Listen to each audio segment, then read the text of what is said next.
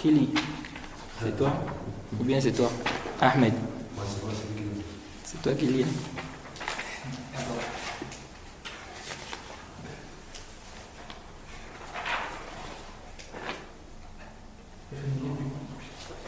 Hein? Où tu lis? C'est bon, Sofiane? On est à 239, oui. Walil qawmi shubha. Hein? Je n'entends pas. Hadha al-hadith, tu es sûr? Comment ça? Quel hadith?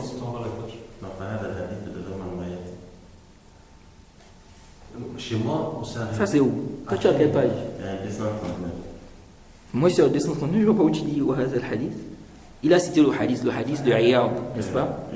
Ensuite, on avait vu ça, il avait expliqué le 1, le 2. On s'était arrêté là où il a dit Walil qawmi shubha. Ou bien, c'est pas ça, ça dit. Tu n'étais pas. Ah, toi tu n'étais pas. Hamza, tu étais non? Ouais, ah bon? Je crois. C'est ce qu'il lui dit? Ouais, je pense que c'est ce qu'il dit. Ah, ok. Donc c'est à quel niveau même? C'est au mieux. Ok, qui lit en tout cas? Ah oui, lui, il l'a trouvé.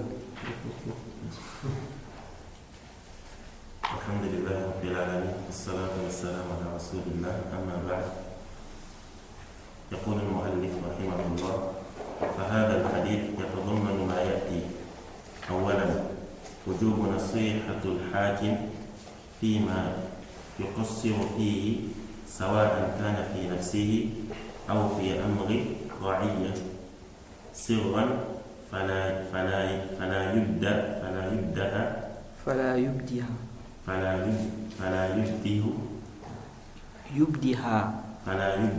علانية، وهذا معناه سرا. وهذه السرية يجب أن تكون حتى عن أقرب الناس إليه إن أمكن. Bismillah wa salatu wa salam ala rasulillah wa ba'd. On avait vu que le cheikh était en train de parler du conseil envers les gouverneurs. Comment on donne conseil aux gouverneurs? Donc il a cité ici le hadith de Iyad qui est une base. Quand on parle du conseil aux gouverneurs, c'est une base.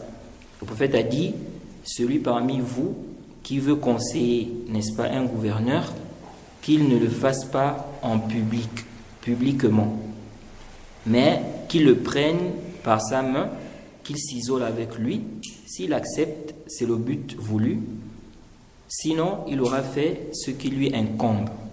Ok? Ce hadith est un hadith authentique, rapporté par Ibn Abi Asim. C'est le hadith qui montre qu'on n'a pas le droit de critiquer les gouverneurs publiquement. Ok? Ça doit se faire en privé. Maintenant, le cheikh dit, ce hadith renferme ce qui suit.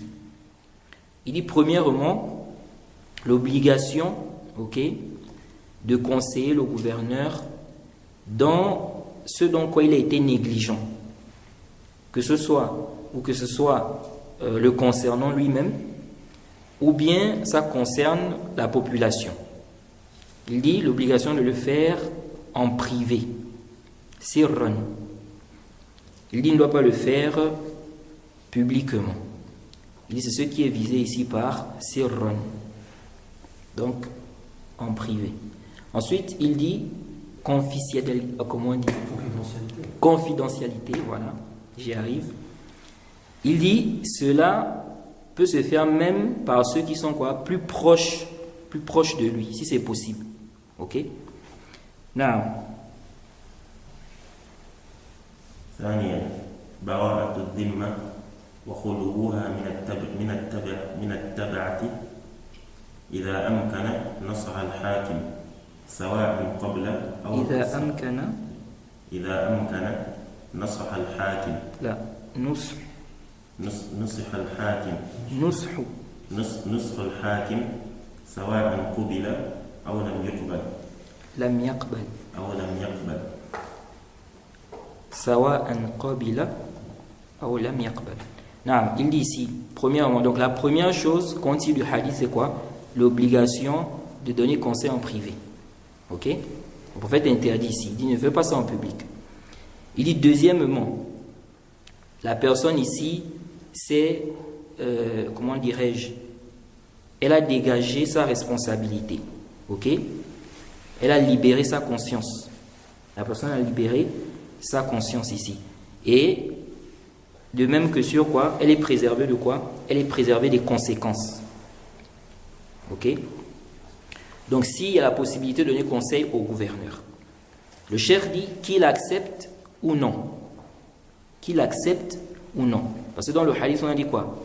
فَإِنْ قَبِلَ مِنْهُ فَذَاكَ وَإِلَّا قَدْ أَدَّى الَّذِي عَلَيْهِ. S'il accepte, c'est le but voulu. Sinon, il aura fait ce qui lui incombe. Donc, tu as déjà donné conseil. S'il n'a pas accepté, tu n'es plus responsable. Tu as fait déjà ton obligation. Ok? Donc, c'est pas comme certains. J'ai conseillé, il n'a pas accepté. Maintenant, tu vas faire quoi? Tu vas dénigrer, critiquer le gouverneur en public. Non. Le prophète a dit, s'il accepte, c'est le but voulu. S'il n'accepte pas, tu as fait ce qui t'incombe. نعم. ثالثا لو كان ثمة وجه آخر من النصيحة يرضاه الله عز وجل لبان ذلكم الوجه إما في الكتاب وإما في الصحيح السنة عن النبي صلى الله عليه وسلم. نعم. Le cheikh dit, si maintenant il y avait une autre façon de faire, il y avait quelque chose à faire, donc quelque chose après ce qui a été cité dans le hadith, il dit, dans quelque chose qu'Allah agrée, il dit cela devait être clarifié dans le Coran ou bien dans la sunna authentique. Ok? Donc le prophète a dit, s'il accepte, c'est le but voulu, sinon tu as fait ce qui t'incombe. Donc il a fait ce qui lui incombe. Donc le cheikh veut dire ici que s'il y avait une autre chose à faire à ce moment-là, le prophète devait dire, bon, s'il n'accepte pas, sortez dans la rue, manifestez. Ok? Le prophète n'a pas dit ça. Il a dit, tu as fait ce qui t'incombe, c'est fini, khalas. Non. Ensuite, le cheikh a dit, وَلِلْقَوْمِ الشُّبْهَةِ مِنْهَا Shubahun. وَلِلْقَوْمِ شُبَهٌ Non, au pluriel, le shubha. وللقوم شبه منها أن أبا سعيد الخدري رضي الله عنه أنكر على مروان أمير المدينة حين قدم خطبة العيد على الصلاة أنكر عليه ذلك قالوا فهذا إنكار علني. نعم. نقول الحمد لله. نعم. Avant de lire la réponse du cheikh, le cheikh dit maintenant ceux-là qui sont, parce que la question de base c'était sur les histoires des manifestations là, ok? Donc ceux-là qui sont contre, qui contredisent donc les gens de la sunna dans ça, le cheikh nous dit ici que ils ont des ambiguïtés, ok?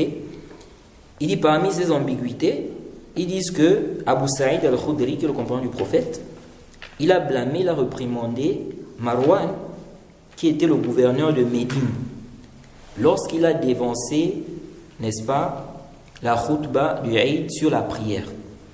À la base, le Eid, quand on fait le Eid, on prie d'abord, après on fait quoi? La khutba. Ok? Donc la khutba là, ce n'est pas obligé de rester pour écouter ça. Si tu veux, tu pars. Mais la prière, bon, la prière aussi, Jumhur, la majorité des savants, voient que ce n'est pas quoi? Une obligation. Ok? Mais bref, la sunna, c'est de prier d'abord, après on fait quoi? La khutba. Maintenant, lui, il a fait quoi? Comment on appelle? Le gouverneur là. Parce que, à l'époque, comme j'explique souvent aux frères, c'était pas comme aujourd'hui. À l'époque, les gens qui dirigeaient les prières, les grandes prières, le Eid, le Jumu'ah, c'était les gouverneurs. Ok? Mais avec le temps, aujourd'hui, c'est difficile. Si tu vois les mosquées, les khutbahs du Jumu'ah, tout ça, les gouverneurs ne dirigent plus. Ok? Avant, c'est pourquoi vous voyez qu'avant même les gouverneurs, beaucoup étaient quand même, tu voyais vraiment une pratique de la religion. Vous voyez, avec eux. Donc, c'est pourquoi on a appelé le gouverneur imam. Hein? Dans les livres, vous voyez, on dit l'écoute et l'obéissance aux imams. Ce n'est pas imam de la mosquée, c'est celui qui prie les 5 prières, non. On parle du gouverneur. Donc, ici, là, lui, il a fait quoi? Il a dirigé la prière du Eid. Maintenant, qu'est-ce qu'il a fait? Il a fait la khutbah avant la prière. Il a d'abord fait la khutbah avant la prière. Maintenant, ils disent que Abu Saïd a blâmé le gouverneur là. Donc en public, devant les gens. Ils ont dit, voilà, ça montre que... Parce que vous dites que non, si tu veux conseiller le gouverneur, il faut faire quoi? Il faut le faire en privé. Ils ont même, le hadith là, même, ils ont dit c'est daif. Vous voyez? Parce que ça, ce hadith là pose problème à leur position là. Eux, ils veulent blâmer les gouverneurs sur les manabir, parler des gouverneurs sur Facebook, critiquer la gouvernance, tout ça. Donc quand tu viens, tu dis le prophète a dit ça, il te dit non, c'est daif. Ok? Mais ça c'est faux. Et les savants ont réfuté ça. Ce hadith est bel et bien authentique. Et donc qu'est-ce que lui il a fait? Lui, on nous dit que non. Ils disent que non, Abu Saïd al-Khudri, qui est le compagnon du prophète, il a réprimandé le gouverneur devant les gens. Donc c'est la preuve qu'on peut quoi? On peut le faire. Ok? Déjà même, si on suppose, le chef va faire le rad à ça. Mais si on suppose, ok, Abu Saïd a fait ça. Comment on peut réfuter ça déjà même là? Parce que la parole de l'action du Sahaba. Très bien. La parole du compagnon, si ça contredit la parole du prophète, on fait quoi? On prend pour le prophète, on laisse pour le compagnon. Ok? Ce qui est messager, c'est pas Abu Saïd, c'est le prophète Mohammed qui est le messager. Donc, si le prophète te dit, fais comme ça, maintenant si le compagnon, il a contredit ça, on ne peut pas suivre ce que le compagnon a dit. Ça, c'est bittifaq. Même les savants qui disent que la parole du compagnon était un hujja, ils disent que si ça contredit, c'est une condition, il faut la condition. Il ne faut pas qu'il contredise la parole d'Allah ou du prophète. S'il contredit ça, on ne prend pas. Ok? Donc déjà, en réfutation, on peut déjà dire, même si on suppose ça, on dit c'est pas hujja. Parce que ça s'oppose à la parole claire du prophète Mohammed sallallahu alayhi wa sallam. Si on suppose, je dis bien si on suppose, parce qu'on va voir qu'il y a certains savants qui ont expliqué le texte là d'une autre façon aussi. Ok? On va voir ça et on va lire une parole du Cheikh Ibn Uthaymin par rapport à ça. Non, il dit vous voyez les usul ça aide beaucoup. Parce que quand tu as déjà bien compris les usul, déjà quelqu'un qui vient avec un argumentaire comme ça, tu le cales déjà depuis. La parole du compagnon, si ça contredit la parole du prophète, on prend la parole de qui? Pas la parole du prophète, on laisse pour le compagnon. Bittifaq, il y a plein de savants qui ont contredit ça. Tous les savants sont d'accord avec ça. Non.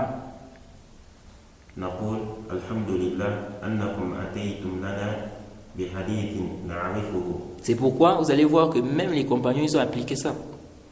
Ils ont appliqué ce principe-là. Le prophète a dit, toi tu dis le contraire, pourtant tu es le compagnon du prophète, mais il ne va pas te suivre. Comme Ali, lorsque la question de la mouta, la question de quoi? Lorsqu'il y a eu la question de la mouta pendant le hajj, il a dit le prophète a fait le tamattu'. Il dit je ne peux pas laisser ce que le prophète a fait pour suivre ce que vous dites. Donc Othman. Naam.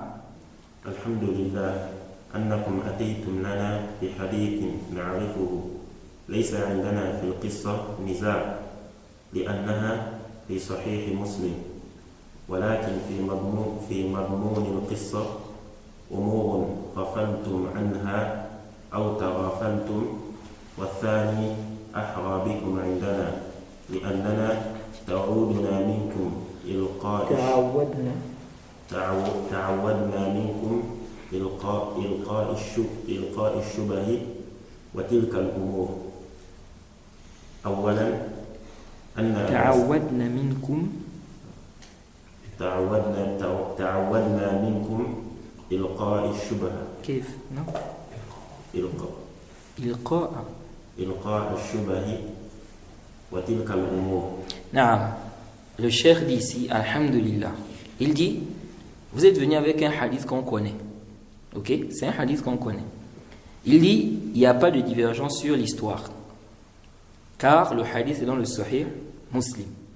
Il dit, le hadith est dans le Sahih Muslim. Donc l'authenticité on ne va pas débattre sur l'authenticité ici, là, parce que c'est authentique. On va débattre sur le matn, le contenu, ce qui est dit là-bas, l'istidlal. Donc le cheikh dit, le hadith dans Sahih Muslim, il dit, cependant, dans cette histoire-là, il y a des choses, n'est-ce pas, sur lesquelles vous aviez été distrait, qui vous ont échappé. Il dit, ou bien vous avez fait semblant d'être distrait par rapport à ça. Il dit, le second aspect ici est plus approprié pour vous, chez nous. Pourquoi? Le cheikh dit, car nous sommes déjà habitués à ce que vous jetez, n'est-ce pas, à ce que vous jetez des ambiguïtés de ce genre. Ok, donc le cheikh dit, vous avez été distrait par rapport à certaines choses, ou bien vous faites semblant. Il dit, ce qui est plus approprié pour vous ici même, c'est que vous faites semblant. Pourquoi? Parce qu'il dit, quand on est déjà habitué, n'est-ce pas, au fait que vous balancez quoi, les shubhat. C'est comme ça, il y a des gens, on les connaît déjà. Quand ils viennent avec des choses, tu sais que lui là, il sait, mais il fait quoi? Il fait semblant. Parce qu'on le connaît déjà, par l'habitude. Donc le cheikh dit, premièrement, Naam.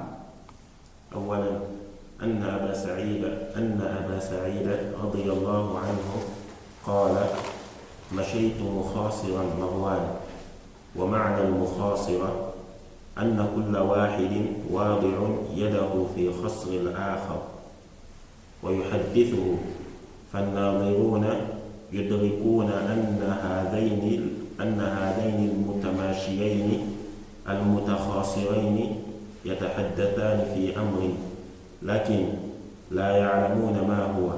Non.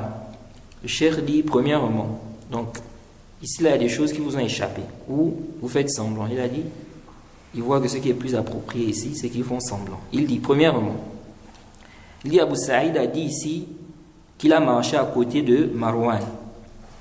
Il dit ici ça veut dire quoi? Que chacun ici mettait, donc ce que ça veut dire en arabe ici, chacun mettait sa main, n'est-ce pas, sur la main de l'autre en fait.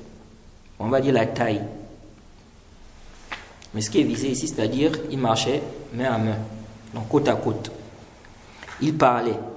Il dit, ceux qui regardent, ok, voient que les deux qui sont en train de marcher là, ils sont en train de parler de quelque chose. Mais ils ne savent pas, ils parlent de quoi. Ok? Ils ne savent pas, ils parlent de quoi. Non. ثانيا لما قال لمروان أين الابتداء في الصلاة قال بالصلاة أين الابتداء بالصلاة قال يا أبا سعيد لقد ذهب ما تعلم إن الناس لا يجلسون لنا وقد ذكر أنه أعني أبا سعيد يجذبه إلى الصلاة ومروان يجذبه إلى المنبر. Non. Le cheikh dit ici, deuxièmement, lorsque Abu Saïd al-Khudri a dit à Marwan, donc le gouverneur là, mais où est le début de la prière, ou bien le commencement qui est donc de commencer par la prière, c'est où? Il a dit, ô Abu Saïd, ce que tu connais a disparu, ça a été abandonné. Donc ce que toi tu connais, c'est qu'on fait quoi? On fait d'abord la prière, après on fait quoi? La khutbah. Et ça a été abandonné, ce que tu connais là. Donc maintenant on fait quoi? La khutbah, après on va prier. Ok? Donc il dit ici, pourquoi il a fait ça? Il donne la raison. Il dit, car les gens maintenant ne s'asseyent plus pour écouter la khutbah. Donc quand on prie avant la khutbah, les gens partent. Donc c'est pourquoi lui il a mis la khutbah avant. Après on fait quoi? La prière. Et c'est ce que beaucoup de gens font. Dans nos pays, c'est pas chez vous. En Belgique, les gens font ça aussi. Ils font toujours la prière après la khutbah.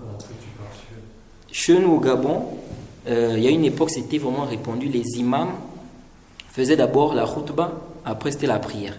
Quand on leur demande, mais pourquoi vous faites ça? Ils disent non, parce que les gens ne restent pas pour écouter quoi? La khutbah. Parce qu'ils savent que c'est pas quoi? C'est pas obligatoire. Quand ils savent qu'il y a la prière après là, ils vont rester parce qu'ils doivent prier. Ok? Ça, c'est pas un argument pour changer la sunna. Ok? La sunna, c'est quoi? La khutbah n'est pas wajib, c'est pas obligatoire. Ce n'est pas quoi? La khutbah là n'est pas obligatoire. Donc, si la personne ne veut pas rester pour suivre ça, khalas. C'est quoi le problème? Pourquoi tu vas maintenant modifier la sunna parce que la personne ne veut pas rester pour suivre la khutbah? Donc, il dit ici, Abu Saïd donc le tirait pour accomplir la prière et lui le tirait vers le minbar. Naam. فقال أبو سعيد كلا لا تأتون بخير مما أعلم ثم استمع إليه وصلى معه ائتم به في الصلاة ولم يتخذ من ذلك مجالا لتشهير مروان بالأمير والنيل منه. Non, le cheikh ici, Abu Saïd a dit non, vous ne pouvez pas venir avec ce qui est meilleur que ce que je sais en fait. Vous ne pouvez pas apporter ou faire ce qui est meilleur que ce que je sais. Il dit mais après il a écouté. Là il a écouté la khutbah. Donc il n'est pas parti. Il est resté, il a écouté. Il dit ensuite il a prié avec lui. Il a prié derrière lui. Malgré qu'il a contredit quoi? La sunna ici. Il dit il n'a pas pris ça comme, n'est-ce pas, une occasion pour diffamer le gouverneur et critiquer, parler mal du gouverneur. S'en prendre, n'est-ce pas, à lui ou bien l'insulter. Non. الأمر الثالث أن رواية أبي سعيد هو عياض بن عبد الله بن أبي سرح قال عن أبي سعيد ولم يقل رأيت مروان يفعل كذا وأبو سعيد يفعل كذا ولم يقل سمعت أبا سعيد الخدري يقول لمروان ومروان يقول له. Vous voyez, ça montre que le cheikh vraiment il est intelligent. Le cheikh a dit ici que quand vous prenez ça comme dalil, il faut savoir que Abu Saïd il n'a pas fait ça en public. Parce que dans le récit il a dit quoi? Qu'il a appris, il était côte à côte avec lui. Donc le cheikh veut faire comprendre que il lui a parlé en privé. Ok? Mais ici là le cheikh a mentionné ce que Abu Saïd a dit à Marwan. Le cheikh a mentionné leur dialogue. Donc quelqu'un peut dire, mais comment alors, si c'était en privé, comment on a su ça? En principe, si c'était en privé, ok, on ne doit pas savoir qu'est-ce qu'ils se sont dit. Jay? Mais ici, là, on nous dit, il a dit ça, l'autre a dit comme ça, il a dit comme ça, il a dit. Mais comment il a su ça? Parce que ce n'est pas Abu Saïd. Ici, là, il n'a pas dit quoi? Le rapporteur qui a rapporté le récit, il dit d'après Abu Saïd. Ok? Donc le cheikh dit ici que celui qui rapporte le récit là, il n'a pas dit j'ai vu Marwan faire ceci, Abu Saïd faire cela. Il n'a pas dit j'ai entendu Abu Saïd dire comme ça à Marwan et puis Marwan lui a dit ça. Le cheikh veut dire qu'en fait, il veut dire ici que quand le rapporteur là, celui qui rapporte Ayyad, quand il rapporte Abu Saïd, ça ne veut pas dire que quoi? Que lui, il a entendu tout le dialogue là. Ok? Il veut nous dire en fait que lui, il a écouté ça d'Abu Saïd. Donc c'est Abu Saïd qui lui a dit ce qui s'est passé. Ok? C'est Abu Saïd qui lui a dit ce qui s'est passé entre lui et Marwan. Parce qu'il dit dans le récit, il n'a pas dit j'ai entendu Abu Saïd dire. Et puis Marwan a dit pour qu'on dise que c'était en public. Il a juste dit d'après Abu Saïd et puis il a rapporté quoi? Et puis il a rapporté l'histoire. Now. فبان بهذا التقرير دحض شبهة القوم. Hein? فبان بهذا التقرير نعم. دحض شبهة القوم. دحض ou bien دحض؟ دحض شبهة القوم. وأن هذا الحديث صحيح. شبهة القوم. دحض شبهة القوم وأن هذا الحديث صحيح الذي هو في صحيح مسلم عن أبي سعيد الخدري رضي الله عنه وإنكاره على مروان صنيعه بتقديم خطبة العيد بتقديم خطبة العيد على الصلاة كان سرا. Donc le cheikh dit, de là, donc de ce qu'on a expliqué là, votre shubha, votre ambiguïté, elle est détruite. Ok? Le hadith est authentique, c'est dans Sahih Muslim. Mais il dit ici que son inkar, donc le blâme ici, à Marwan, quand il a fait dévancer la khutbah sur le Eid, il dit c'était sirran, c'était en privé, entre lui et le gouverneur. Ok. Ensuite il a dit فأصبح الحديثان مجتمعين غير متفرقين متألفين غير مختلفين ولله الحمد والمنة. Donc il dit donc les hadiths là ne s'opposent pas. Donc ces hadiths là, les deux hadiths, le hadith où il dit le prophète dit de donner conseil en privé, et la version, bien le hadith d'Abi Saïd, ça ne s'oppose pas. ومن هنا نقول نصيحة الحاكم واجبة والأحاديث الواردة في نصح الحاكم واضحة منها قوله صلى الله عليه وسلم الدين النصيحة الدين النصيحة الدين النصيحة قالوا لمن يا رسول الله قال لله ولكتابه ولرسوله ولأئمة المسلمين وعامتهم وأحاديث أخرى كثيرة في الباب. Ensuite le cheikh dit il est obligatoire de donner conseil au gouverneur, ok, que les hadiths qui sont venus dans ça sont clairs.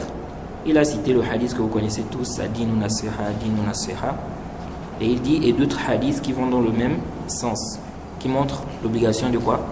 De donner conseil. لكن من الناصح من الناصح وكيف أما الكيفية فقد مضت وعرفتموها. Le cheikh dit cependant, qui est celui-là qui va donner conseil et comment il va donner conseil? Il dit quant à la manière, il dit c'est déjà passé, on a déjà expliqué. Vous avez déjà su comment on donne conseil au gouverneur. Ensuite il a dit وأما الناصح فهم المقربون إلى الحاكم لأن الحاكم يخفى عليه حال أكثر الناس حال أكثر الناس حال أكثر الناس يخفى عليه حال ou حال لا حال il a raison c'est حال parce que c'est le حال ici يخفى عليه حال لأن الحاكم يخفى عليه حال أكثر الناس وقد يكون في مقام يحتم عليه الحد إلا من ناس. tu as dit وقد يكون في مقام يحتم عليه الحد يحتم عليه الحذر يحتم عليه الحذر إلا من ناس معينين. Donc le cheikh dit maintenant qui va donner le conseil là? Il dit ce sont ceux qui sont proches du gouverneur. Pourquoi il dit ça? Le cheikh dit parce que le gouverneur, en fait, la situation de beaucoup des gens échappe au gouverneur. Ok? Le gouverneur ne connaît pas la situation de beaucoup de gens. Il dit il peut être dans un rang, n'est-ce pas? Il faut qu'il soit prudent. Il faut qu'il soit quoi? Prudent, sauf des personnes spécifiques. Ça veut dire quoi? C'est-à-dire le chef, on sait tous que le chef d'un pays ne peut pas se balader comme ça, tout le monde est là, on le voit, on le touche. Sauf peut-être dans des cas, ça peut arriver. Pourquoi? Parce que il a un rang où des gens peuvent chercher à le tuer. Ok? Des gens peuvent chercher à le tuer, à lui faire du mal, etc. Donc, ce qui fait que c'est pas tout le monde qui pourra s'approcher de qui? Du gouverneur. Ouais, c'est pourquoi les gouverneurs dans beaucoup de pays, c'est pas tout le monde qui peut s'approcher. Tu peux pas facilement voir le gouverneur, parler avec lui et tout ça. Ok? C'est pas forcément parce qu'il est gouverneur, non. Il ne peut pas être avec tout le monde. Il y a des gens qui veulent le tuer, il y a des gens qui le détestent, il y a des gens, etc. Donc, il doit être prudent. Il doit avoir des gardes corps, il doit avoir ceci, cela. Ok? Et aussi, c'est difficile qu'il soit avec tout le monde comme ça. On ne peut pas recevoir tout le monde, en fait. Donc, le cheikh dit, ce sont ceux-là qui sont proches de lui qui vont lui parler. Ensuite, il dit, إذا أردت أن تنصح حاكما أن تنصح حاكما فإذا كنت من الذين يمكنهم الدخول إليه والجلوس إليه. الدخول bien دخول. الدخول. فإذا كنت من الذين يمكنهم الدخول إليه والجلوس إليه ومحادثته فاصنع ما سمعته في حديث عياض بن غنم وهو حديث صحيح مجموع طرقه. Il dit ici, le cheikh dit maintenant, il dit si tu veux donner conseil au gouverneur et que tu fais partie de ceux qui peuvent entrer chez lui, ok, tu peux rentrer chez le gouverneur et t'asseoir avec lui, parler avec lui. Il dit fais ce que tu as entendu du hadith de qui? De Iyad, ok, qu'on a lu. Il dit c'est un hadith qui est authentique quand on regroupe quoi? Ces différentes voix. Ce hadith a plusieurs voix. Naam. وإن كنت لا صلة لك به ولا تتمكن من الدخول عليه أو تتمكن ولكن لا تتمكن من الجلوس إليه ومحادثته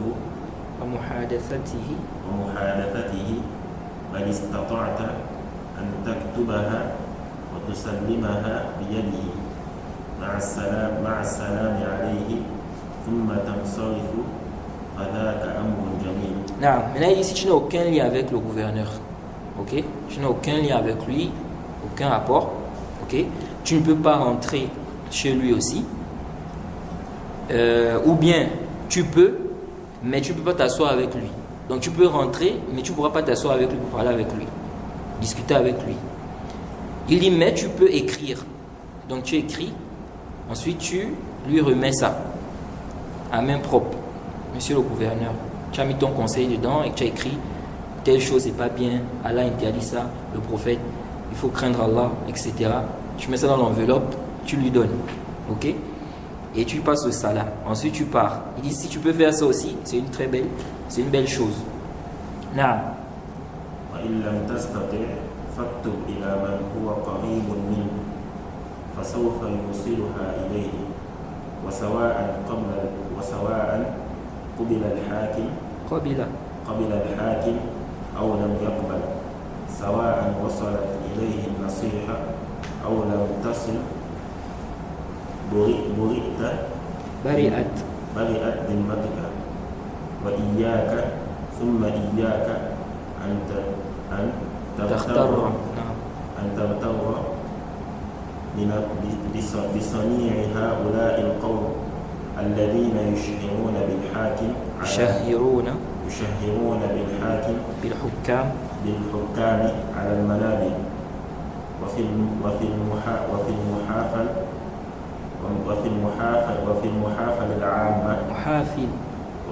المحافل العامة ويصدعون بأخطائهم فإن هذا من التحريم الذي هو منهج الخوارج القعدية. Non, le cheikh dit ensuite, maintenant si tu ne peux pas, ok, donc tu ne peux pas lui parler, tu ne peux pas aussi donner la lettre directement à main propre, il dit écrit à celui qui est proche de lui. Il va donc transmettre ça au gouverneur, ok. Il dit qu'il accepte le conseil ou pas, que la nasiha lui parvienne ou pas. Ici là, tu n'es plus responsable, tu as déjà fait ce qui t'incombe, ok.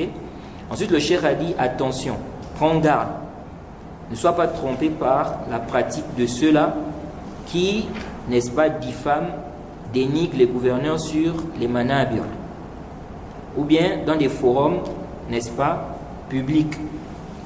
Ils critiquent en mentionnant les erreurs de quoi? Des gouverneurs.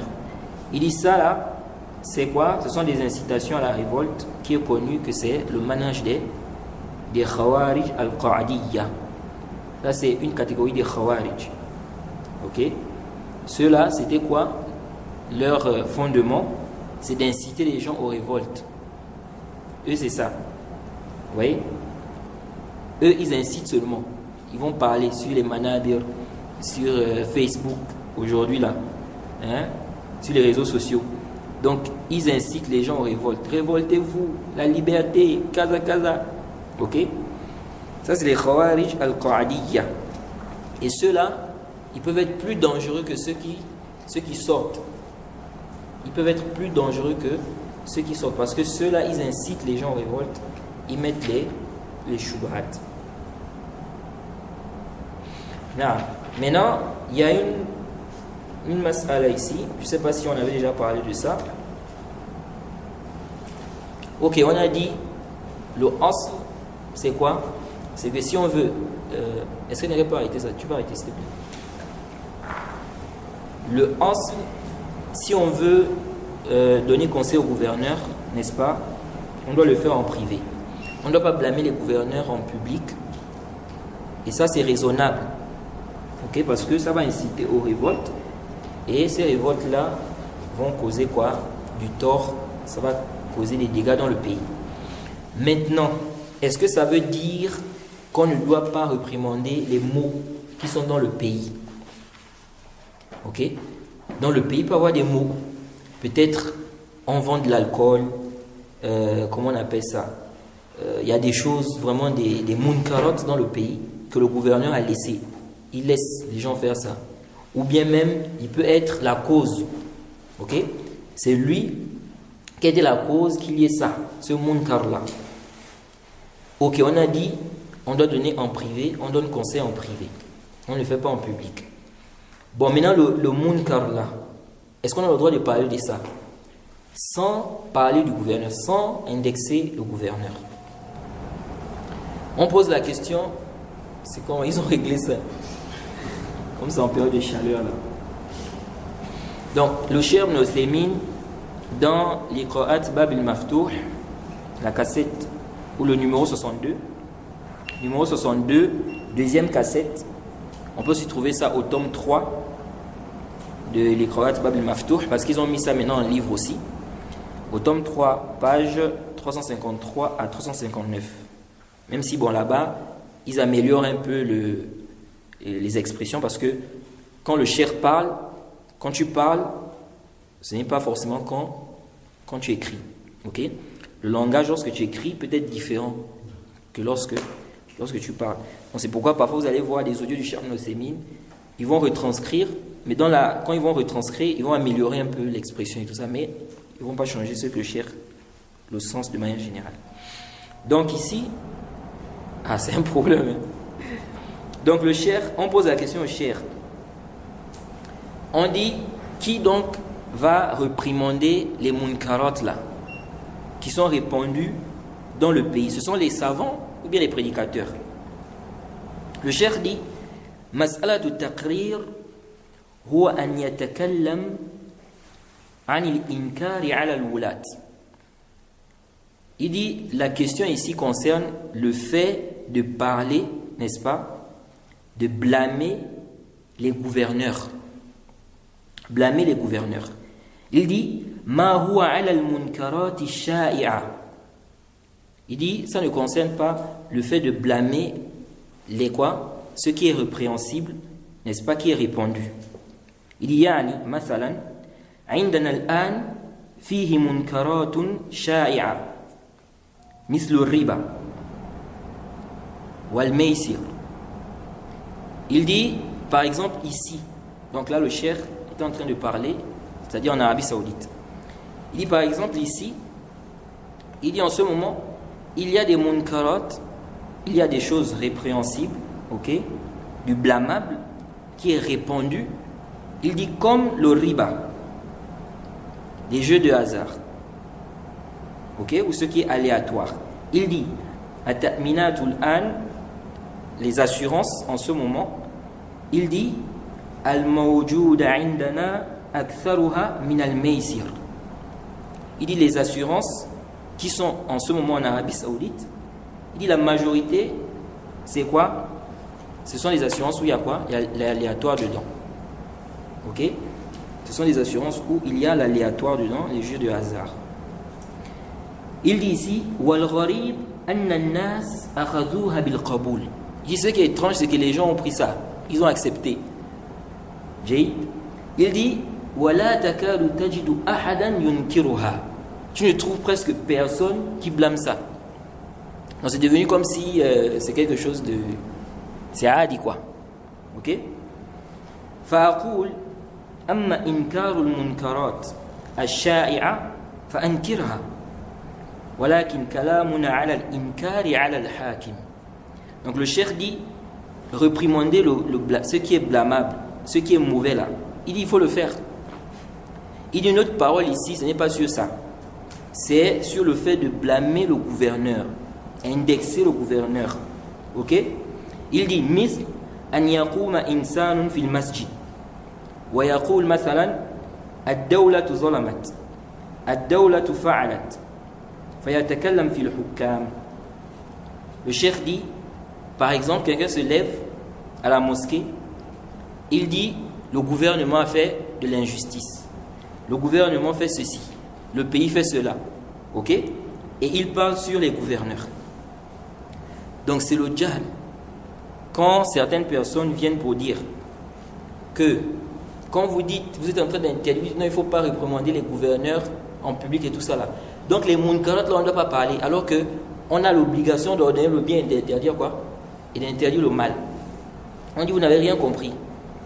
Ok?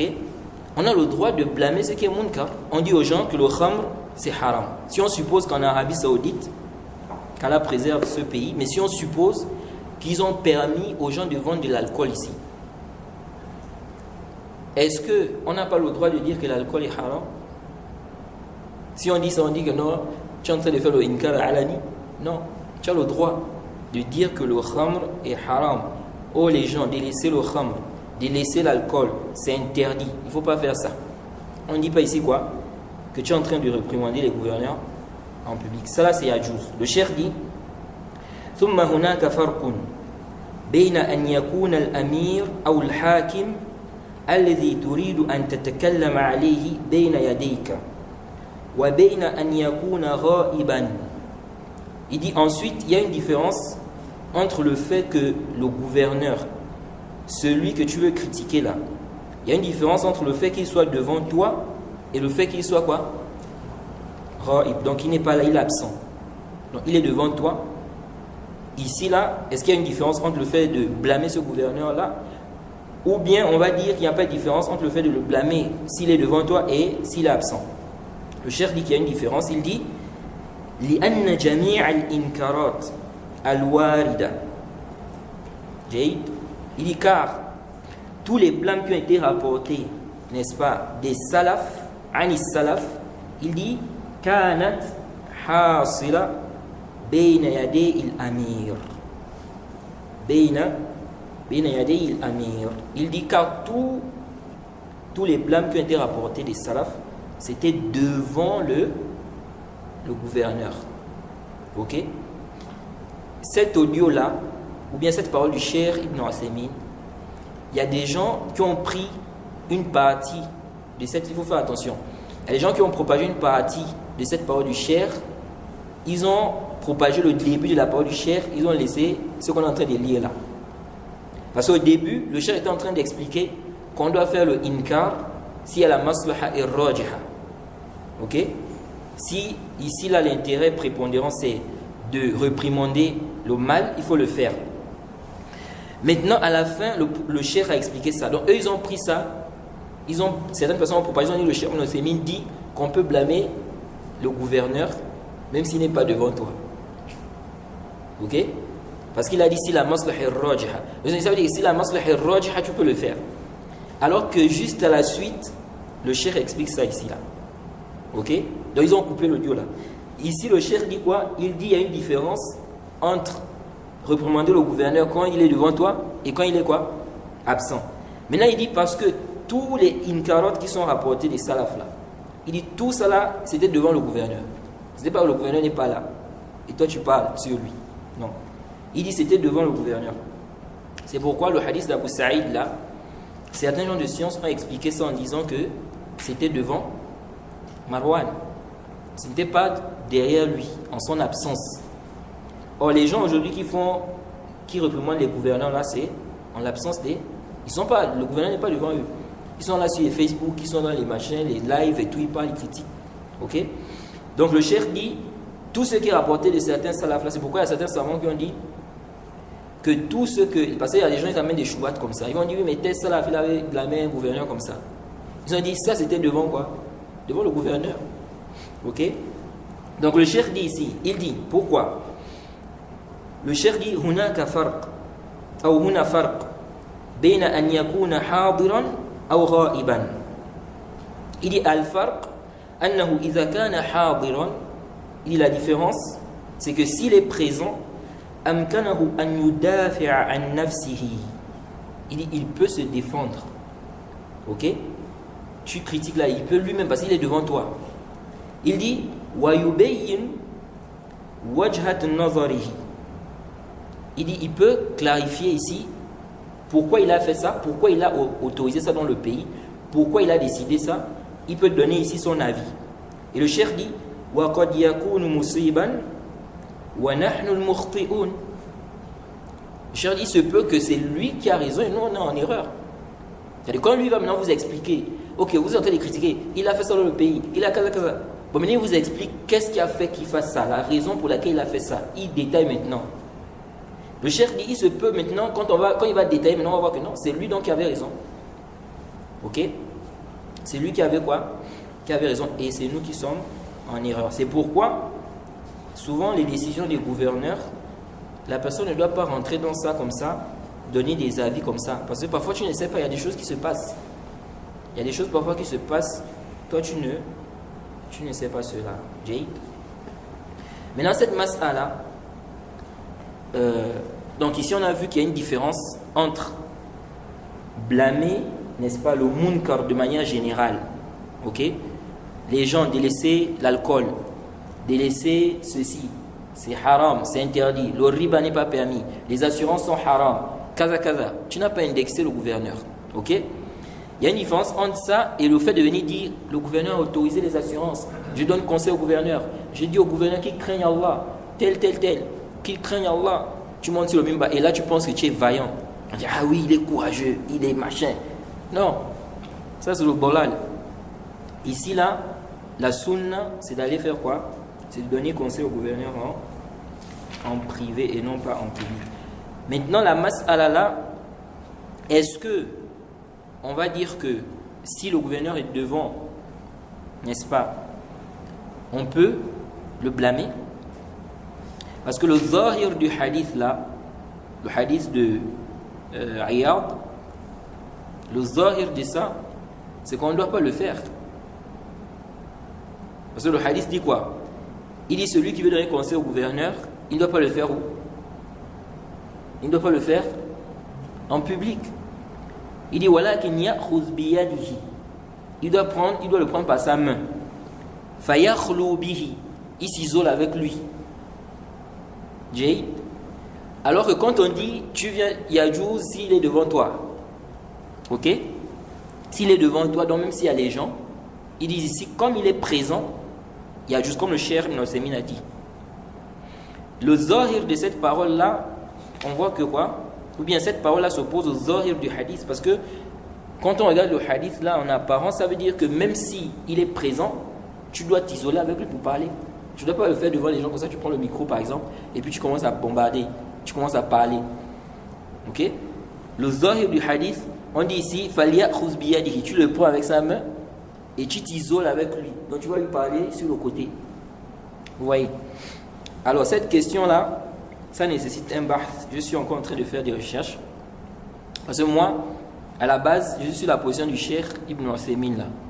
Que si c'est devant, c'est-à-dire il est là, lui-même il est là, il peut se défendre, tu peux parler. Mais quand on regarde le hadith là, le zahir du hadith là, c'est comme si ça montre que même dans le cas où il est devant toi, tu dois lui parler en quoi? En privé. Donc ça nécessite quand même un peu plus de recherche. Wallahu a'lam. Naam. On prend la question là ou bien?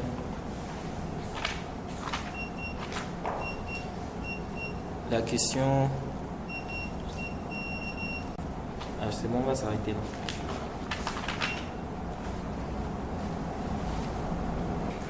Là, il faut noter. Hein. Question 7.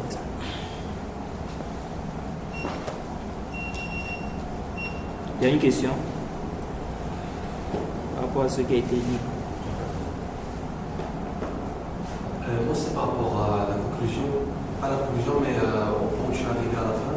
En fait, le conseil de Wali. Donc, nous avons un cas où il a une position qui dit oui, il t'est permis de faire une carte dans le cas où le Wali il est présent devant toi. Ouais. Parce qu'à ce moment-là, toi, tu pourras parler avec lui, il y aura un niqash, et lui, il sera capable de te répondre. Non. Il se peut que même ce soit le Wali qui a raison. Non. Ça, c'est la parole de Cheikh Al-Uthaymin. Non. Mais après, toi, tu as dit qu'en fait, le droit du hadith, Non. c'est quand tu dis le droit du hadith, tu fais référence à ce qu'on a lu. Oui, man arad an yansah li dhi sultan. Le zahir de ça, c'est que même s'il est devant toi, tu dois toujours aller en aparté avec lui, c'est-à-dire en privé. Parce qu'il dit falyakhudh bi yadihi wa yakhlu fayakhlu bihi. Tu vois? Donc il le prend par sa main qui s'isole avec lui. Or on a dit non. Et ils disent ici tu peux le faire comme ça publiquement devant les gens du moment où lui-même il est là. Alors, moi j'ai une question. Est-ce que d'abord le Cheikh Al-Uthaymin n'est pas en accord avec ce hadith? Est-ce qu'il ne voudrait pas dire qu'en fait toi quand tu es devant le Wali Allah, d'accord, il sous-entend qu'en fait quand tu es tout seul avec lui. Parce que dans les deux cas, il pourra te répondre. Oui, mais c'est pas le zahir de sa parole. C'est-à-dire que quand il dit que ici là si c'est devant le gouverneur, oui. Est-ce que il a précisé que ça tu dois t'isoler avec lui? Non. Le zahir de sa parole c'est mutlaq. Mais justement, et s'il n'a pas précisé ça, ça ne voudrait pas dire qu'il est en accord avec le hadith? Non, ça veut dire que sa parole est mutlaq. Ça veut dire que du moment où il est devant, ça veut dire que tu peux le faire. Tu vois? C'est ça en fait. Et le problème c'est que si on dit ça, bien on va dire cette parole-là semble contredire ou bien ça contredit le zahir du hadith. Et si maintenant nous arrivons à trouver une parole de Cheikh Al-Uthaymin Très bien. dans une autre source, Non. dans laquelle on est en train de dire que Déjà, il faut savoir que cette parole, c'est pas juste Cheikh Al-Uthaymin. Il y a d'autres savants qui ont aussi dit la même chose. Mais bref, oui, tu dis. c'est-à-dire si maintenant, moi, j'arrive à trouver une autre parole de Cheikh Al-Uthaymin dans laquelle on est en train d'expliquer comment est-ce que ça va se dérouler, cet instant où tu vas conseiller le Wali Allah. Si on trouve une parole où il dit par exemple que quand je dis devant, ça ne veut pas dire devant les gens. Voilà. Il faut là on va regrouper, ça voudra dire très bien. Là on va très bien. J'ai une question par rapport au hadith que tu connais souvent, c'est le lieu au djihad. Non. C'est devant la parole de l'art, devant le... Non. Kalimatu haqq inda sultan al-ja'ir. Non. Voilà. Est-ce que ce hadith, ça comprend que c'est un loi c'est là ou c'est vraiment que c'est jihad? Je n'ai pas bien compris. Est-ce que cette parole, donc le fait de dire quelque Haqq, non, dis la vérité. c'est quelque chose qui se fait là ou c'est quelque chose qui se fait déjà? Non, ici là, le prophète a dit Inda. Ok? Il a dit chez le gouverneur qui est pervers. Inda, les savants, les gens de science ont expliqué, ils ont dit ça veut dire ici que tu dois aller vers lui. Ce n'est pas quoi? Ce n'est pas dans les manabir, sur Facebook, etc. Parce qu'il a dit Inda, chez le gouverneur qui est quoi? Qui est pervers. Donc il faut que tu ailles vers lui en fait. Et également, le fait que les gouverneurs en Israël ne font plus les prêches. Le fait de Ils ne font plus les prêches.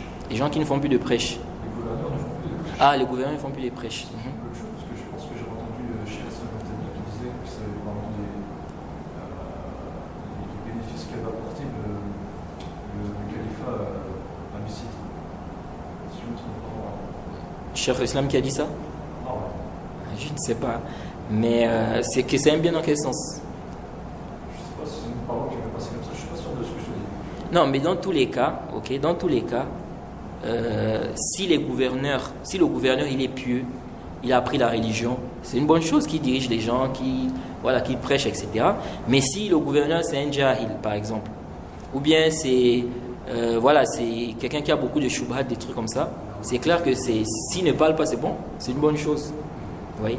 C'est pourquoi même l'innovateur, il y a des savants qui ont dit l'innovateur qui propage ces innovations, ces égarements, le gouverneur a le droit de l'enfermer par exemple, pour l'empêcher de propager le faux. Certains savants sont même allés à dire qu'on peut même le tuer si on n'a pas un autre moyen pour l'empêcher de faire ça. Non. C'est pourquoi les gens qui blâment parfois les gouverneurs qui mettent certaines personnes en prison, ils ne comprennent pas en fait. Ils vont dire oui, mais ils enferment les savants, ils font comme ça. Non, c'est pas le problème d'enfermer, c'est le problème c'est quoi le sabab.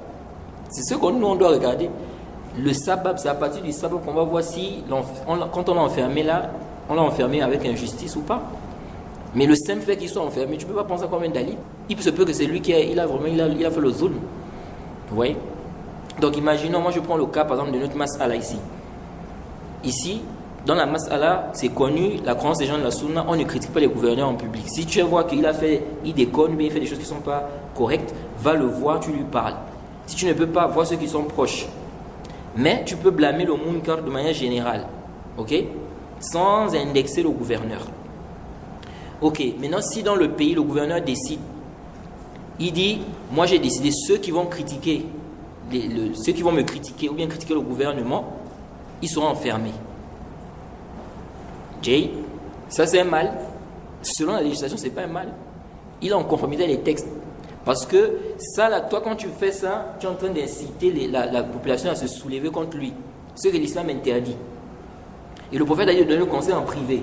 Donc toi, tu ne comprends pas. Donc il a pris des mesures maintenant pour que celui qui va faire ça, on l'enferme. Donc toi, tu viens, tu dis non, on a enfermé injustement. On n'a pas enfermé injustement.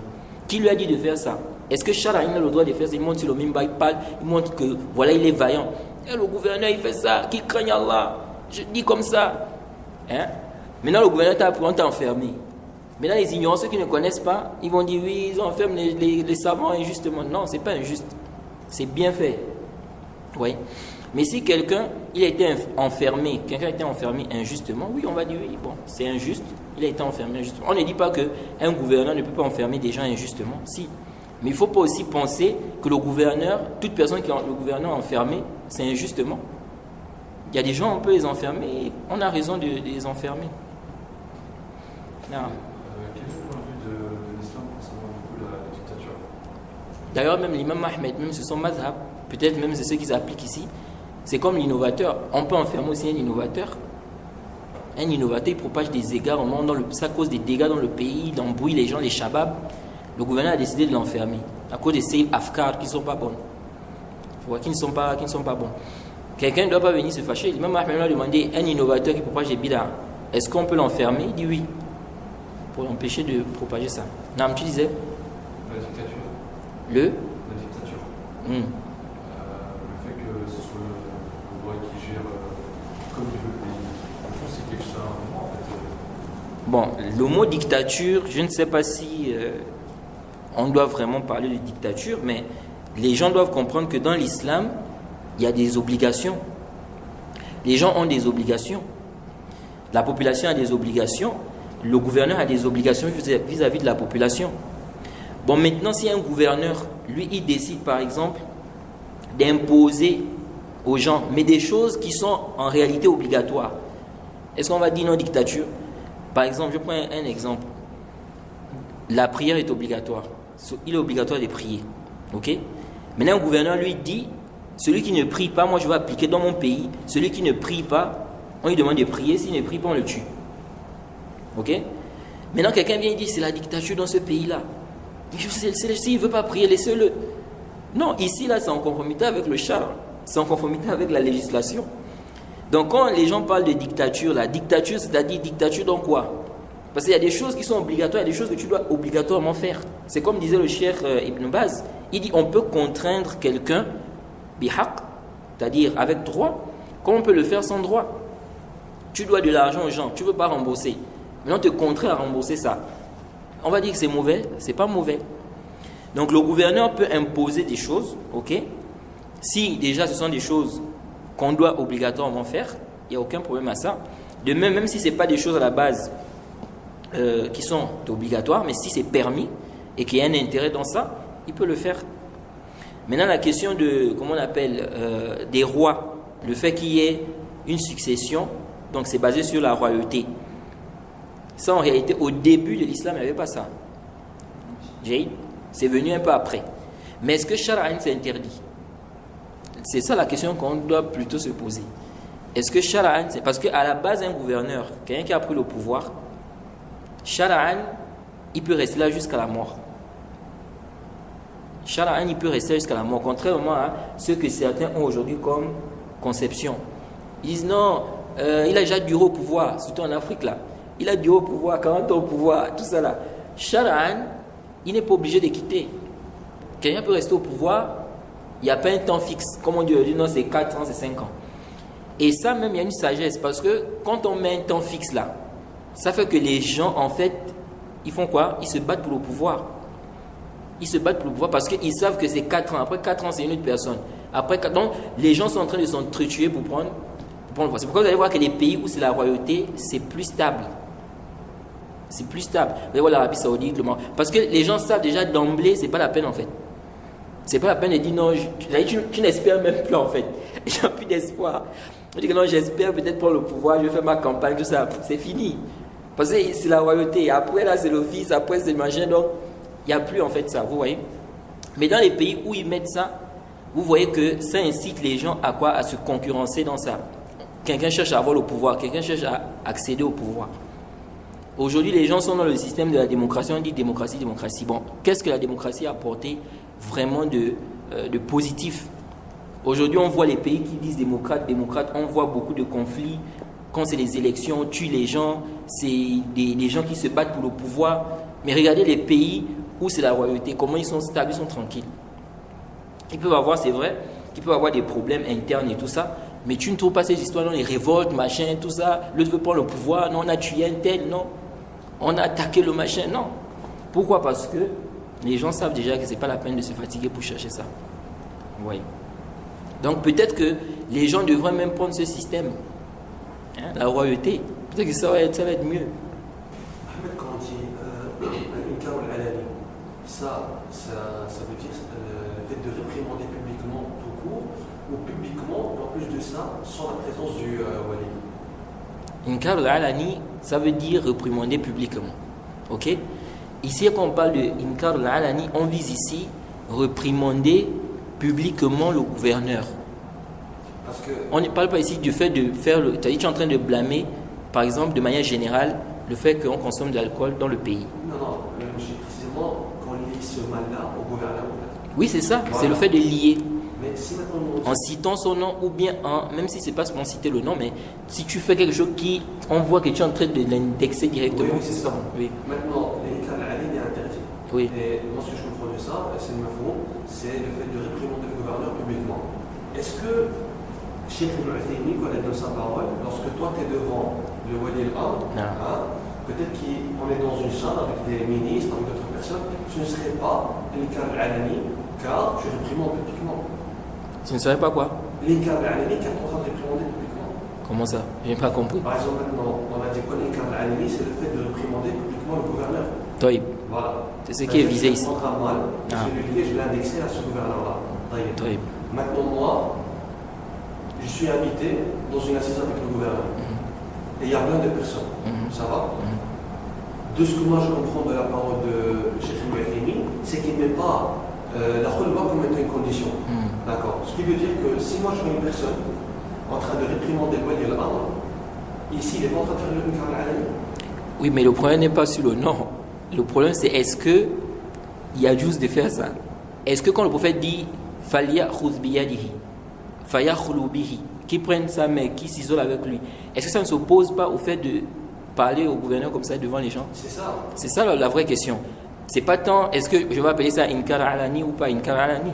Parce que même si toi tu dis ok, ça c'est pas Inkar al-Alani, tu dis ce que le Cheikh Ibn Uthaymin a dit là, ce n'est pas considéré comme Inkar al-Alani. Non, parce que moi je l'ai mis en liaison avec le hadith du prophète sallallahu alayhi wa sallam, Faya khudhu biyadi. Quand j'essaie de voir ce hadith-là, avec cette scène, moi je suis là assis. Mais il y a 40 personnes avec moi, peut-être des OSL, d'autres pays, etc. C'est comme si je suis en train de lui parler devant tout le monde, peut-être qu'il va se sentir mal. C'est comme si je fais ça même ça dit qu'en son absence. Ouais, en son absence. Dans les deux cas, c'est comme si je crée une gêne pour le Wali al-Amr. Oui, il peut se sentir gêné, bien sûr qu'il peut se sentir gêné, ça c'est sûr. Voilà. Ça c'est sûr. Déjà, c'est même pas seulement le gouverneur, même les douat eux-mêmes. C'est pourquoi on dit souvent, ceux même qui disent non, il faut réprimander les gouverneurs publiquement là. Tu vois que quand on va parler d'eux, quand on va leur faire des roudoutes, ils vont se plaindre. Pourquoi tu es venu me parler en privé? Pourquoi machin? Pourquoi tu me fais un rat public? Mais quand c'est le gouverneur, non, il n'y a pas de problème. Tu vois? Donc c'est évident, c'est un être humain, le gouverneur, il peut se sentir aussi frustré. Et pourquoi c'est devant les gens comme ça, tu balances ça? Tu vois? Donc c'est pas quelque chose c'est pas une hypothèse qui est à exclure en fait. Et sur quoi il s'est basé chez Ibn pour dire ça? Pour dire qu'en fait, toi, à partir du moment où tu es devant le wali al-amr, peu importe les gens qui sont autour de toi, tu peux faire. Mais on a lu dans ce qu'il a dit. Il s'est basé sur ce qui est rapporté de certains salafs, tu vois. Et puis il s'est basé sur un ta'lil. Il dit que parce que devant, il peut se défendre. Il peut se défendre et il peut donner les raisons pourquoi il a fait ça. Il se peut qu'il ait raison. Mais ça, c'est pas genre. Comment dire, c'est comme une supposition qui se peut qu'elle n'arrive pas en fait. Parce qu'il se peut comme. Il se peut par exemple, moi je vais réprimander le gouverneur, je me suis bien préparé, d'accord? J'arrive, je surprends. Ouais. Et lui n'était pas prêt, il avait des idées ailleurs. Oui. Hein, il n'était pas prêt. Donc là, on est en train de supposer aussi un autre cas qui pourrait arriver. Ouais, bien sûr. Parce que Cheikh Mouazzin, dans sa réponse, il a supposé une chose. Ouais. Mais il y a d'autres choses qui pourraient être aussi. Oui, il a dit il peut se défendre. Ok, il peut se défendre, comme il peut aussi être incapable de se défendre. Comme il peut. Il peut être incapable aussi de se défendre. Voilà, c'est ça. Oui, c'est possible. Il parle des faits, le incar contre le hakim, il parle des faits, le incar sur les mots, sans pour autant indexer sa personne. Non. Les mots, il a dit que ça, il y a juz. De manière générale, tu parles. Le kham, c'est haram, le machin, c'est haram. Ouais, ça, il n'y a pas de problème. Parce que si on est fait, comme j'avais dit à des frères, si on dit que ça, même ça, c'est interdit, on ne va pas recommander le munkar alors. Ouais, c'est ça. Parce que dans presque tous les pays aujourd'hui, tu vois beaucoup de munkarot. Si on dit non, par exemple en Arabie Saoudite, on dit non, oui, dans l'Arabie Saoudite, ils ont fait telle chose, c'est un munkar. Donc on ne va jamais parler de ça. Les savants n'ont jamais dit que c'est interdit. Pourquoi? Parce que il y a ça, non.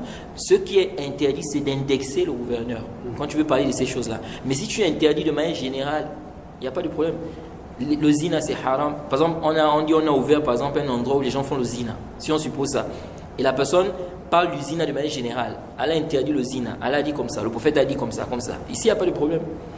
Donc il y a vraiment un nas sur lequel Cheikh Ibn s'appuie pour dire ça, pour extraire cette compréhension. Oui, tous ceux qui ont dit ça, tous les chouurs, tous les gens de science qui disent ça, ils se basent sur le fait que certains salafs ont fait ça devant les gouverneurs. Certains savants. Oui, certains salafs ont fait ça devant des gouverneurs. Même le hadith d'Abu Saïd, le Cheikh Ibn Uthaymin explique ça. Voilà. Le Cheikh Ibn Uthaymin, c'est comme ça qu'il explique le hadith d'Abu Saïd que le Cheikh a cité ici là. Mais cette explication n'est pas la même que Cheikh. C'est pourquoi je vous ai dit que les savants divergent sur l'explication. Mais justement, en fait, l'explication elle est trop puissante en fait. De quoi? Du Cheikh Obeid? Non, l'explication Cheikh Obeid est puissante. Parce que dit Qala Sami'tu, c'est la parole de Saïd qui a dit à. Celui qui rapporte à Ayad. Mais c'est pas Ayad lui-même qui a entendu. Très bien. Parce que s'il avait entendu. Là, ça pouvait être. On pouvait dire qu'il a fait ça, les gens écoutaient. Voilà. Oui. En fait, c'est ça. Cheikh Obeid veut dire en fait qu'il n'y a pas un argument dans ce texte qui montre que les gens ont écouté. Voilà, c'est justement. C'est ça en fait. C'est ça. Donc il veut dire que c'est pas clair. Le chef Obeid, c'est la première fois sorti cette argumentation-là où il y a deux savants qui l'ont sorti. Sur quoi, Abu Saïd? Je ne sais pas s'il y a des savants qui ont dit la même chose que lui, mais ça ne cause aucun problème parce que là, il s'est argumenté en fait d'une noce. Vous voyez? Comment? Il demande en fait si le Cheikh Obeid, dans son explication, il y a des savants qui ont dit la même chose que lui concernant ce hadith-là. Tu vois? Avant, c'est-à-dire avant notre époque, non? Je ne sais pas. Mais je dis, ça ne cause aucun problème parce qu'il s'est basé sur un noce. Dans ce que lui il a expliqué, c'est apparent en fait quand tu lis. Parce qu'il dit, il était côte à côte avec lui. Où est le dalil? C'est-à-dire, où est le dalil dans ce texte-là qui montre que ceux qui étaient là ont entendu en fait? Parce qu'il faut, celui qui prend ça par exemple comme dalil, il doit justifier que les gens qui étaient là ont entendu. Voilà. Pour prouver que réellement il a fait ça devant tous les gens ont écouté en fait. Tu vois? Voilà. Mais s'il n'arrive pas à prouver ça du texte, ça reste un texte qui n'est pas clair sur le sujet. Donc Cheikh Ibn lui, il a une explication qui est différente de celle de Cheikh Obeid, oui. Lui, il a fait attention à quelque chose. Lui, il a d'abord fait attention au fait qu'il a dit ici qu'il s'est mis côte à côte avec lui. Voilà. Deuxièmement, il a fait attention au fait que le rapporteur n'a pas dit j'ai entendu Abu Saïd dire ceci et Marwan a dit comme ça. Non. Le rapporteur a dit d'après Abu Saïd. Voilà. Abu Saïd a rapporté l'histoire. Non. Tu vois? Maintenant, le Cheikh Ibn Uthaymin, quand il a lu, il peut ne pas avoir fait attention à ça. Donc, si maintenant moi, je remarque que l'explication de Cheikh Al-Jalili, elle est très détaillée, elle prend en compte tous les facteurs. Est-ce que je pourrais dire que l'avis de Cheikh Al-Mu'athini, c'est un ijtihad de sa part, Mais bien sûr, mais le sawab, il est chez Cheikh Al-Mu'athini? mais bien sûr. Où est l'ishkal dans ça? Quand les savants divergent sur les masaïl comme ça, celui qui est convaincu d'un avis voit que tel savant, ce qu'il a dit, ça me convainc, c'est vraiment solide. Il suit ça. Non, Le problème, à tel point, tu vas dire que ce qu'il a dit Cheikh Al-Mu'athini, c'est une erreur. mais c'est par rapport aux arguments maintenant. C'est par rapport aux arguments. Par exemple, là tout à l'heure, je vous ai dit, moi par exemple, quand j'ai expliqué Usul Sunna, quand j'ai expliqué Usul Sunna de l'imam Ahmed, peut-être pour ceux qui ne sais pas parmi vous, mais ceux qui ont écouté, quand j'ai parlé de la question des gouverneurs, moi j'ai soutenu la position de Cheikh Ousseymine là. Parce que moi j'ai fait le rad à ceux qui venaient avec ce genre de texte là pour dire qu'on peut le faire en public. Tu vois? Donc en faisant le rad, j'ai expliqué que non, en fait ici c'était devant les gouverneurs. Donc si c'est devant, on dit il n'y a pas d'ishkal. Si c'est devant le gouvernement, on dit il n'y a pas d'ishkal. Mais maintenant en méditant sur le hadith là, le hadith de Ayyab là, je me rends compte que cet avis là c'est à revoir. C'est pourquoi j'ai dit, moi je suis encore en train de réétudier encore la question là. Pourquoi? Parce que dans le hadith, il dit فَلْيَأْخُذْ بِيَدِهِ فَيَخْلُو بِهِ. Il le prend par sa main, il s'isole. Alors quand on dit non, tu fais ça devant les gens, tu as contredit. Parce qu'il dit de prendre la personne et de s'isoler avec lui. Je me rappelle aussi, Cheikh Et comme tu as dit aussi, on peut aussi voir les mafasis dans ça parce que quand toi tu vas parler aussi, ça peut mettre le gouverneur dans... Tu vois? C'est ça, peut le mettre dans un. Je me rappelle aussi, Cheikh Al-Mu'athini, il avait expliqué dans l'Aqida al-Wasitiyya qu'il y avait un des salafs, c'était Abdullah ibn Umar, il prenait main à main le gouverneur de son époque. Et il lui parlait. Il disait qu'il le prenait main à main et qu'il le conseillait de cette manière-là. Bon, ça, j'ai pas encore vu ça. Je sais pas. La première chose, c'est d'abord l'authenticité. Comme moi, je dis souvent, frère. Tout hasard, c'est pas dans Bukhari et Muslim. La première chose à faire, c'est d'abord de chercher à savoir si c'est authentique. Parce que si c'est pas authentique, c'est pas la peine. Oui, c'est ça. Tu vois. Donc, si c'est vraiment authentique, après, maintenant, on peut chercher à comprendre. Blâmer les gouverneurs de manière générale sans préciser un gouverneur. De Blâmer les gouverneurs de manière générale sans préciser un gouverneur. Par exemple, je pense que je lui parle et je dis oui, c'est vrai, effectivement, il y a beaucoup de gouverneurs qui font ça. De manière âme, quoi. Tu n'as pas spécifié un. Les gouverneurs musulmans sont injustes. Tous les gouverneurs musulmans? Les gouverneurs musulmans. Ah, ok, beaucoup. Ouais, je vois les savants. Les savants, parfois, ils parlent comme ça de manière générale. Même Cheikh Ousseymine, il a des paroles, lui, il dit comme ça, les hukam, comme ça. Par exemple, là, vous allez voir que là, par exemple, il n'a pas indexé directement le gouverneur, mais il a parlé de quelque chose quand même qui est dans le pays. Okay? Parfois, il peut dire comme ça, il peut dire les hukam, les gouverneurs, il y en a qui font ça, il y en a qui font ça, mais il ne spécifie pas quoi. Un gouverneur spécifique. Il a été questionné par rapport à. Je sais plus c'était quoi. Je crois que c'est ce qui se passait à Riyad. Il y avait une vidéo que j'avais vue et il n'avait pas fait l'indexation. Ouais. Oui, lui, il avait été questionné par rapport à ça, il avait dit que c'est haram, je crois. Voilà. Cheikh Salih Al-Luhaydan aussi. Il avait posé la question. Parce qu'il y a des gens aussi, ils ont dit oui, mais regardez ce qui se passe, les savants qui sont là-bas, ils ne parlent pas, kaza. Et non, ils ont parlé. Ils ont été questionnés, ils ont dit c'est haram. Tu vois. Mais si le savant a dit c'est haram, ça veut pas dire que parce qu'il a dit c'est haram, le gouverneur va forcément accepter, il va appliquer, non. C'est comme les bid'a, les savants ont parlé de la question des tarawih. Il y a des savants qui ont dit que le fait de, comment on appelle ça, lire les doigts du qunut, comme si on récitait le Coran. Il y a des savants qui ont dit que c'est bid'a. Tu vois, même ici en Arabie Saoudite, il y a des savants qui ont parlé de ça. Mais tu vois, toujours dans les mosquées, quand c'est tarawih, il y a toujours des gens qui font. Tu vois. Donc, c'est pas parce que la personne a conseillé que forcément les gens vont mettre en application. Et donc, s'ils n'ont pas mis en application, toi, tu prends de là pour dire qu'il n'a pas parlé. C'est comme ce que le cheikh expliquait là, que si le gouvernement n'a pas accepté, tu as fait quoi? Voilà. Tu vois. C'est comme aujourd'hui, les savants peuvent conseiller le gouverneur, tu ne sais pas, entre eux, ils lui parlent, etc. Mais comme tu vois toujours les munkarat, tu dis, ne parle pas. Parce que toi, tu veux qu'ils parlent en public. Mais eux, non, eux, ils veulent suivre la législation, c'est que l'islam a dit. Ça arrive là, Cheikh Al-Mu'athini. Il y a quelqu'un qui s'est levé devant lui et disait vous faites pas, t'as fini. Il disait quoi? Quelqu'un est en train de réprimander un niveau savant. Ouais. Le fait de ne pas conseiller. Ah, qui ne conseille pas. Et il a consacré. Puis Cheikh Al-Mu'athini, t'as fini. Qui t'a dit que nous on ne fait pas de conseil? Tu vois. C'est ça en fait. Qu'est-ce que tu en sais en fait? Parce que toi, ton dalil, c'est que les munkarat sont toujours là. Alors que le conseil n'implique pas l'acceptation. C'est comme si toi, tu pars du principe que si on conseille, il doit forcément accepter. Donc, si on voit toujours les munkarat, ça veut dire qu'ils n'ont pas conseillé. Ça, c'est un. Deux, tu pars du principe qu'il faut conseiller en public, qu'il faut parler en public. Oh non, c'est pas ça. On peut parler en privé. C'est la suite du récit de Cheikh Al-Mu'athini, il a dit pourquoi on ne les voit pas changer? Il a dit toi, quand tu fais une Tu vois? C'est ça. Tu es là, tu es en train de dire oui, le gouverneur, machin, mais toi-même on te donne des conseils, tu ne changes pas. Ouais. Tu es toujours dans Ça ça. rend puissant. Hein. Oui, quand c'est le gouverneur, tu dis non, c'est comme Ouais. si c'était. On utilise d'autres critères. Et puis moi je comprends même pas les gens, parfois ils ont. Tu as trop de problèmes. D'abord, règle d'abord les problèmes de ta famille. Si tu veux régler les problèmes d'un gouverneur, tu es loin du gouverneur. Tu ne peux pas être à côté de lui.